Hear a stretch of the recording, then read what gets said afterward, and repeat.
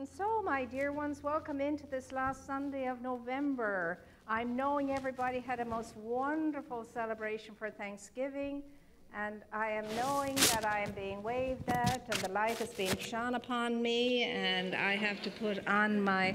It's lovely to have all that attention. My God, the light just comes at me, blasting me like that, and it reminds me that your light is blasting too, and so is my blasted light. Isn't it wonderful?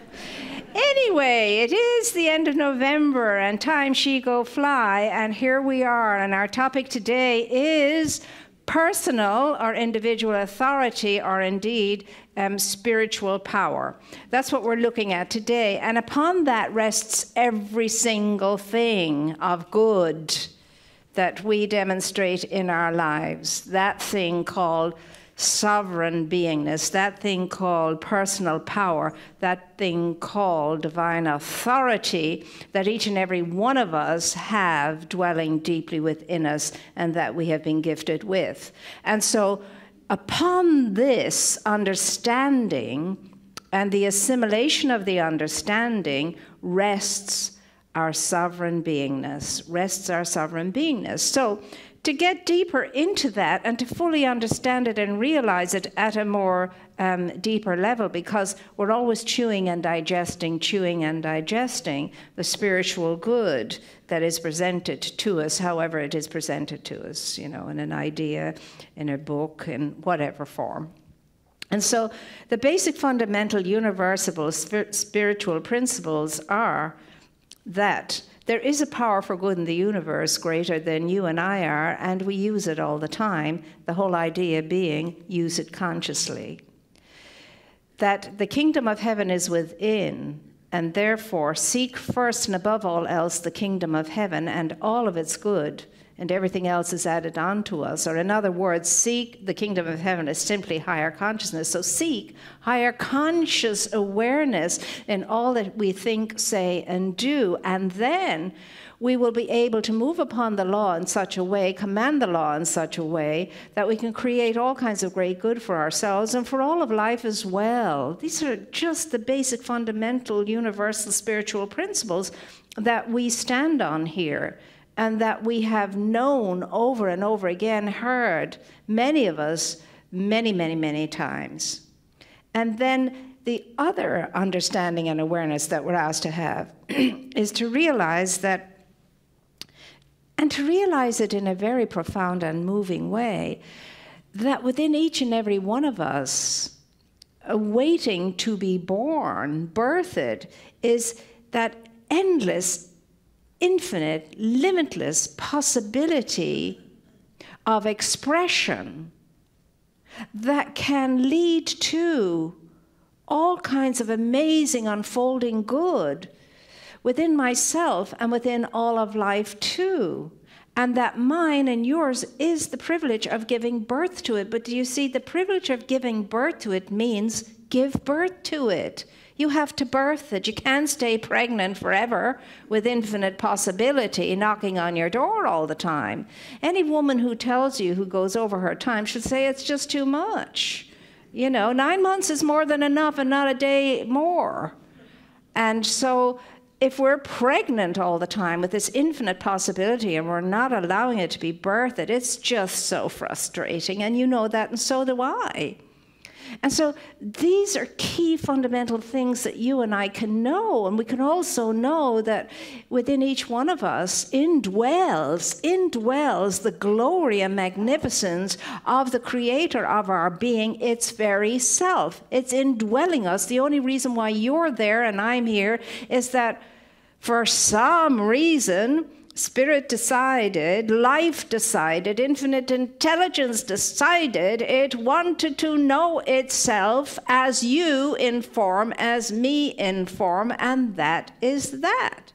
It really wanted to know what it was like to be itself by means of you and me. And I think probably, now anthropomorphizing this thing called life, probably thought, I hope to goodness they'll give me a good time in there.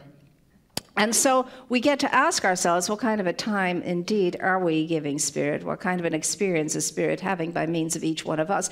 These are basic, fundamental, universal spiritual principles that every religion in its own way is embracing and endeavoring to live out through this form, and your form, and all form.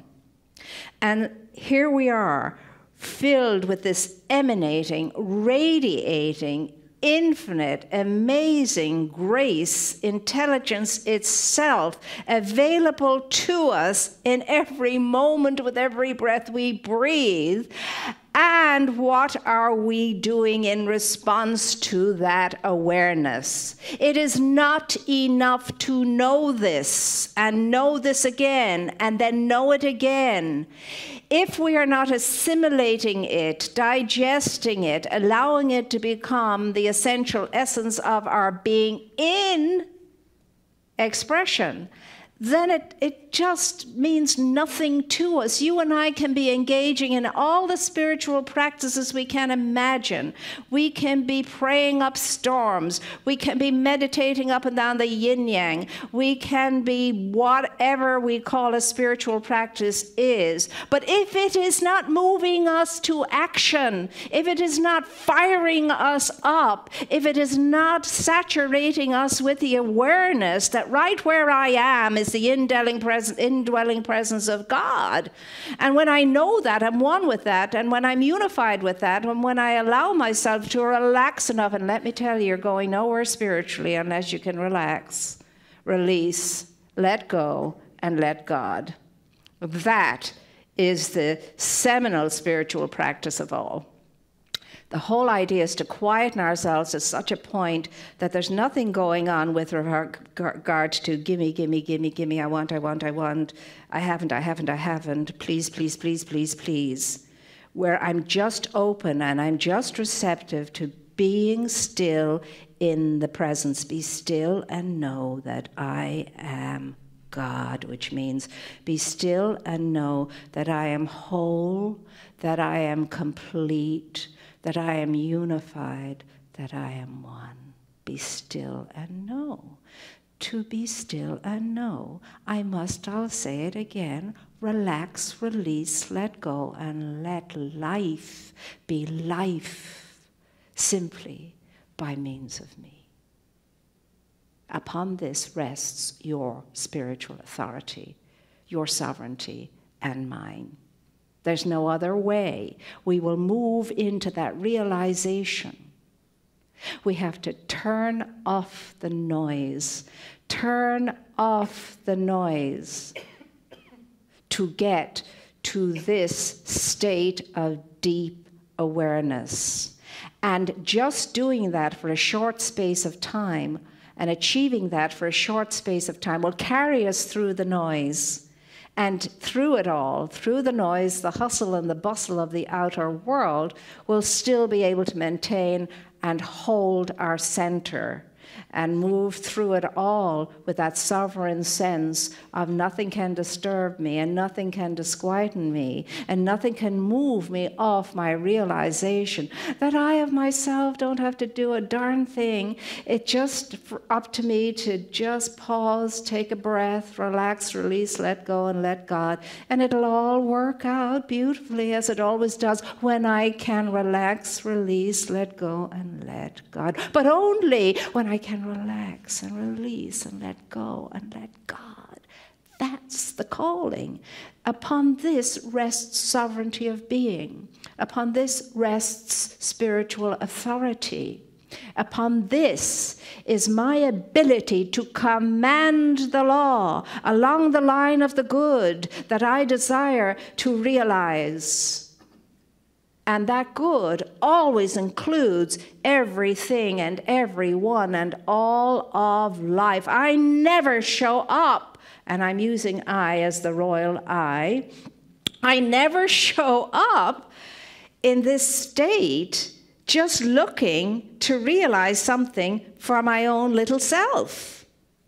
It's always for all of life. It's always for all of life because I'm an integral part of all of life. Everything and everyone is me, and I am everything and everyone too. So when I'm messing up all of life. When I'm actually getting into that state of being, all of life is getting into that state of being. When are we going to realize this? It's not just about me, my humanity, and my egoic self. It's never been that. It's always about all of life, the fullness of life, the wholeness of life, you and I. And so today we're asked to take a deeper look at this and stop always wanting to know more and know more and know more and know more and learn more and learn more and learn more and stuff it in, stuff it in, stuff it in. It's always about being more, being more, being more. And I don't need to read one book to be myself. I don't need to learn anything to be myself. I don't need to get anything to be myself. I don't have to do anything to be myself. I just have to be still and know. Be still and know. And why is that the hardest thing for all of us to do? We'll take that awful seminar miles away if we think it'll do it for us. But it's not going to do it for us because I have to do this for myself because I'm the only one that can do it for myself. I'm the only one in charge of me, my life. And I need to stand up and take responsibility for it and put it fair and squarely upon my own two shoulders and let everybody else off the hook. Nobody to blame, nobody responsible for my happiness, my well-being, and my anything else I can think of except me. And it's not to be found anywhere else except within. Go within, be still, and know that I am God. It is in quietness and stillness shall my strength be, I am told.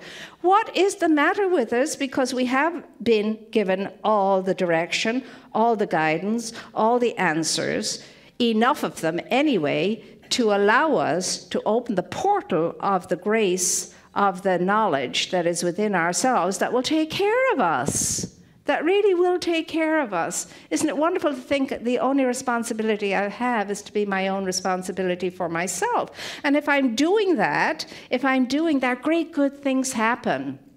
Great good things happen and great good things emerge. We have all had the experiences of miraculous, or what would appear to be miraculous happenings in our lives when we were just open enough for that to happen, when we were faith-filled enough for that to happen, when we allowed ourselves to be open enough for that to happen, it happened.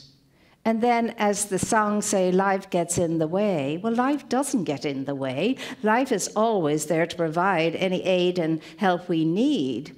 My egoic humanity gets in the way. That's all that gets in the way. And I'm allowing outside forces to interfere with my unfoldment. Now, here's the biggest thing. Go to Ernest Holmes in Living the Signs of Mind. It's around the page 391 and following. And it's a fabulous piece on transference, that you and I have this tendency to transfer our authority upon everything and everyone, and all kinds of other things too that we transfer on each other. But it's a beautiful piece. And in it, he warns all the time, you know, that we cannot keep transferring our power and our authority upon persons, places, and things, upon institutes, upon science, upon philosophies, upon whatever it is we're transferring our authority to.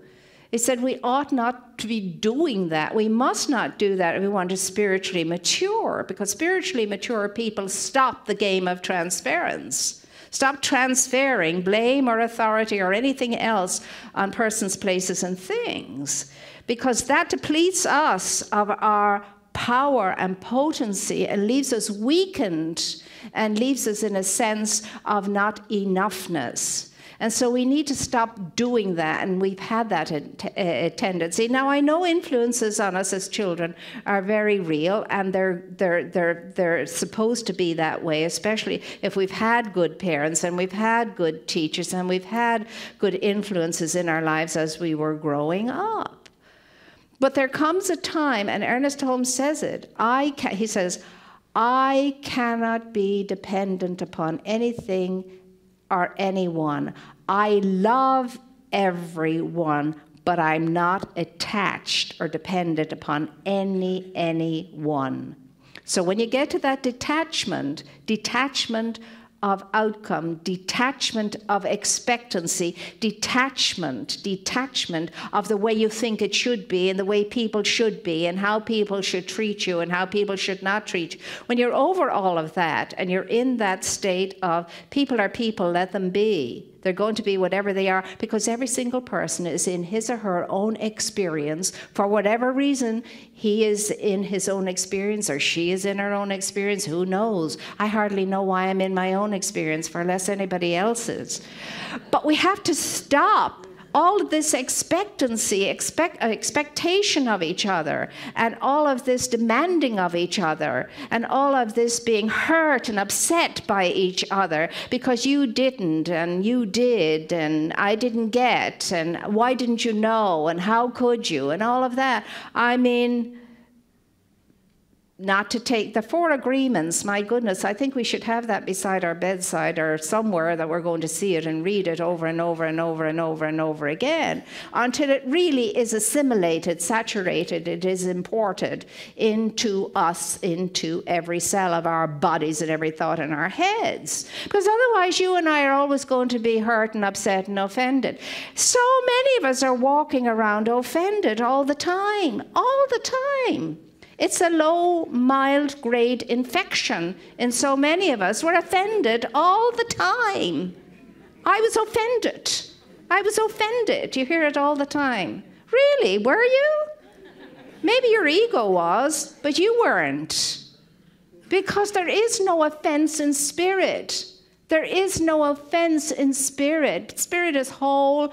Spirit is complete and unified. Needs no thing and no one.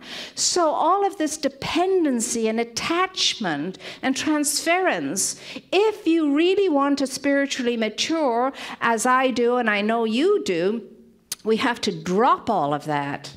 We have to be able to stand tall in the sovereignty of the presence and say, I am enough. I need no thing. I need no one. I am enough. Because spirit, by means of me, is the fullness of life, is the wholeness of life, is the allness of life. And I am one with spirit. My goodness me, how amazing is that? How amazing it is that for you and for me to glimpse it even for a moment or two. And eventually get more of it, more of it, more of it, and more of it. And go around meeting people at that level of, you cannot offend me. You cannot offend me. You have no power over me. You have no control over me. You cannot offend me. You cannot displease me. You cannot disappoint me. You cannot take anything from me. Any good thing you cannot take from me, because I will not give you that authority. I will not transfer my authority and sovereignty to you so that you may have that power over me. Indeed not. No, I bless you wherever you are in your own experience and in your own expression, whatever it appears to be. I know it's not what it's appearing to be, because I know you are more than that. Now, wouldn't it be a different world if you and I could approach each other in this fashion and manner? How different the world would be if we didn't walk around offended all the time, or waiting to be offended, if we're not for 2 minutes. Waiting for it. Did you see that? Did you see that? As I keep saying, if you let them in, they cannot cut you off. If you let them in, they cannot cut you off on that freeway. And the energy is so different. Be my guest, you see. Instead of doing all the other things you'd like to do or say all the other things you'd like to say. Now remember, fingers are not for that kind of thing. Not that kind of thing at all. And so, my dear ones, are you going to be your godly self or not? Are you going to just keep being the egoic self that gets us into trouble left, right, and center? Or are you tired of that yet? Because you're not going to change, and I'm not going to change if I don't get sick and tired enough of it all.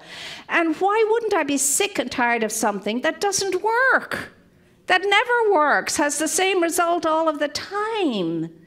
You and I are here for so much more than any of that, most particularly at this time. We particularly said, no, I want to go in then. That's when I want to go in. I want to go in then through all the turbulence and all the truculence. I want to be in the midst of it. And I want to be a very real and present help in the midst of all the turbulence, in the midst of all the truculence. And I'll not settle for any other moment to come in. That's when I want to show up on planet Earth, three-dimensional planet Earth, so help me God. That's when I want to come in. You're here for a purpose. And if you're living your purpose, you are ecstatic. You are blissed out of your mind. You are having a great good time regardless of what's going on because you are on your purpose. Because you know you're here for bigger things than getting and all the rest of it and so on and acquiring and whatever. Because enough is never enough of those things. And for those people who have gathered a great deal to themselves, they understand it's not enough. There has to be more. They feel there must be more. This is not it. This is not it. And after 5 minutes, the luster of that just tarnishes. And so you're here to be your amazing, essential, spiritualized self. I don't know how many other ways to say this. And guess what? You're already there. You don't have to go anywhere for this to happen. You don't have to do another thing. You don't have to do anything except open your mind, your heart, and your soul to the glory and the power and the presence of the Spirit that lives you, moves in you, is you. Now, if you and I could get that into the way we think, into the way we speak, into the way we do, into the way we're being, that's all this world needs of us. That's all. We wouldn't have to do a darn thing. It'd be like Watson's 100 monkey. All those monkeys, after the 100 ones start to wash their potatoes over there in those Japanese islands, it happened everywhere. That breed of monkey, everywhere they were washing their monkey potatoes and making them taste better without the grit and the sand. If you don't know the theory, look it up. Watson's 100 monkey. But I mean, really, there were no little monkey missionaries sent out to tell the people on the little monkey people on the other islands of Japan how to wash their potatoes and have a better meal. No, it just happened through osmosis or whatever. So you see, you and I just knowing who we are, being who we are, allowing who we are to express itself, that's all it takes. Nothing else. We wouldn't have to do a darn thing. We could all the time walk down by the beach or, go up into the hills and the mountains or go into the cities and enjoy all the little stores and the nice tea shops and all. Whatever we wanted to do, we could do. All we would have to do is know the truth that sets us free. That is all. Know the truth that sets us free. And when we set ourselves free, we're setting all of life free. Do we get that? It's all about all of life. You're all about all of life. You are all of life. So consequently and therefore, take great good care of yourself. Honor yourself, love yourself, respect yourself because you know who you are. You know what you are. So that would make that process easier. And then you can show up in the world as the love that you are, as the light that you are, as the purity that you are of this infinite cosmic intelligence stuff in your own amazing, unique, and perfect way, in your own beautiful form that you have chosen, and on purpose, with the purpose that you chose to come in here on I mean, really, it doesn't get any better than that. You're not going to get any better than you are now. You were perfect when you were born. You'll be perfect when you leave here. You're perfect right now. I know it's hard to imagine sometimes when you think about a this and a that and the other. Oh, yeah, you're kidding me. No, I'm not. I'm not. The truth is, you're not going to be any better than you are now. You'll never be any more radiant than you are now. You'll never be any more magnificent than you all are now and that I am now. And that has to be enough. If it's enough for God, it should be enough for you, and so it is.